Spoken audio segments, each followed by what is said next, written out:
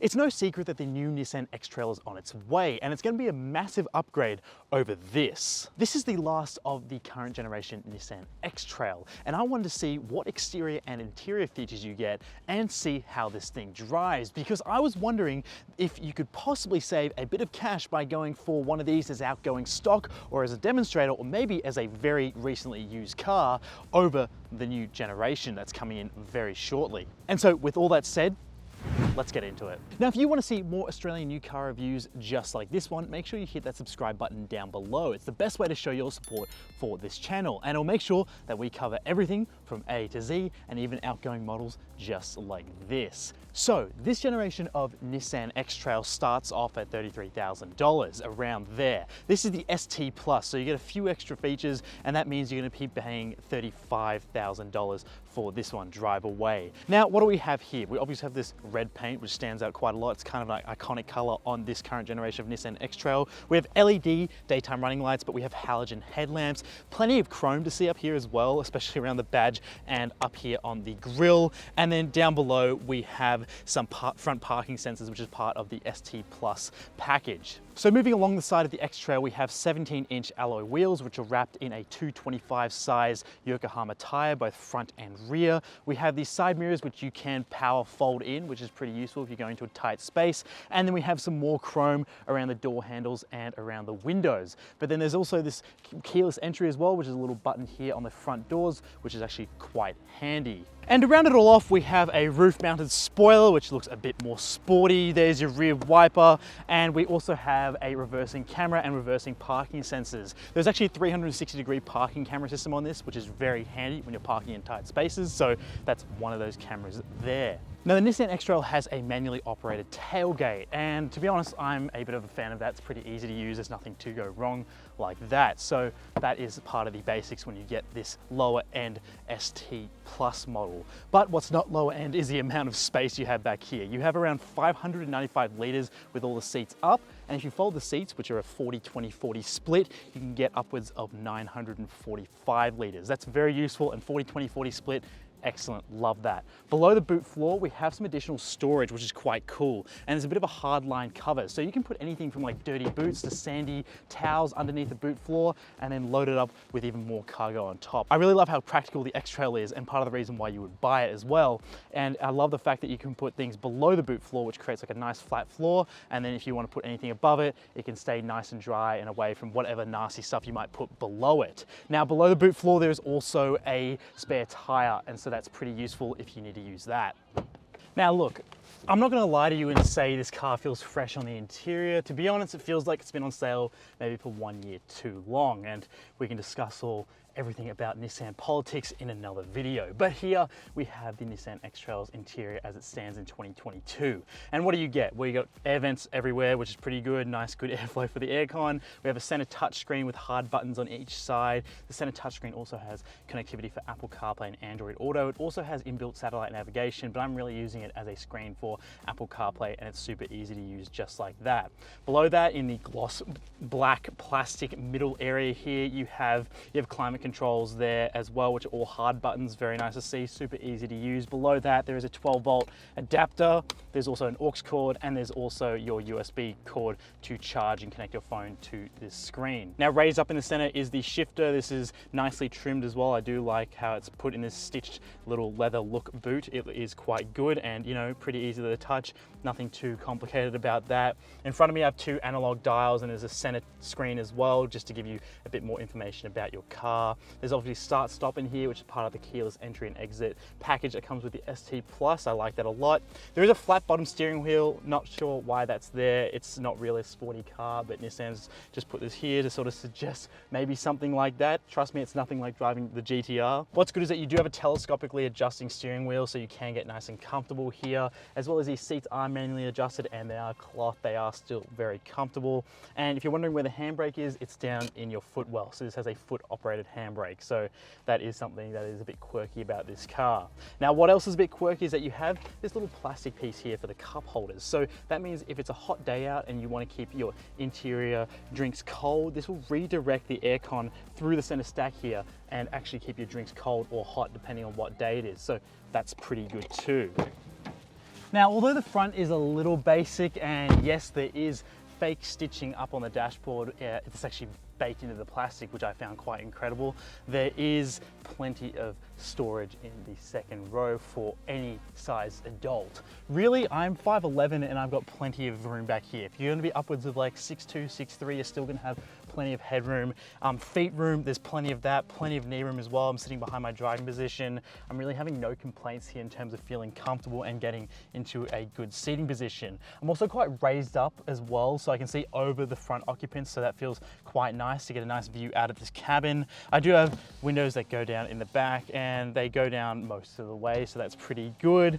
And then as for the center seat here, you do have some cup holders, and they come down in the form of that 20% part of the seat, and they're built into the back there. So that's kind of cool that you can get nice and comfortable with 4 people back here.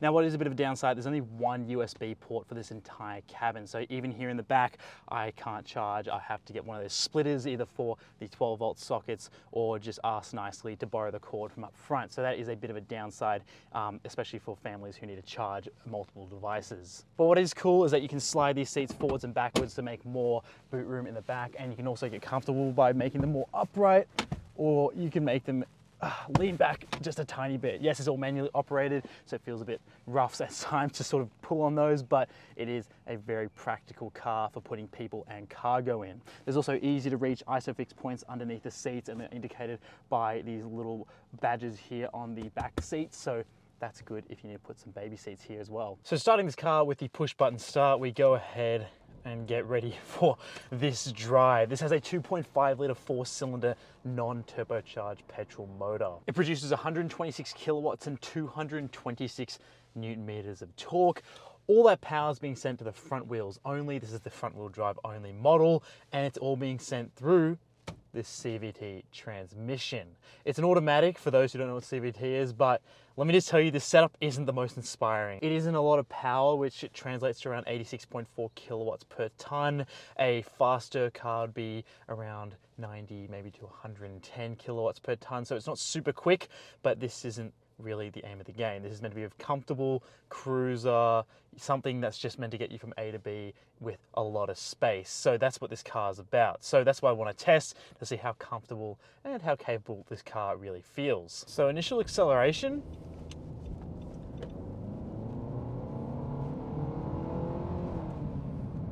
There you go. You do get a bit of noise from that motor as we go up in the rev range, because this really is just one continuous gear. There are 7 sort of artificial gears that you can shift through if you want to manually shift. It just holds the revs at different points in the rev range, but overall this car usually sits between 1,000 and 2,000 RPM when you're just cruising.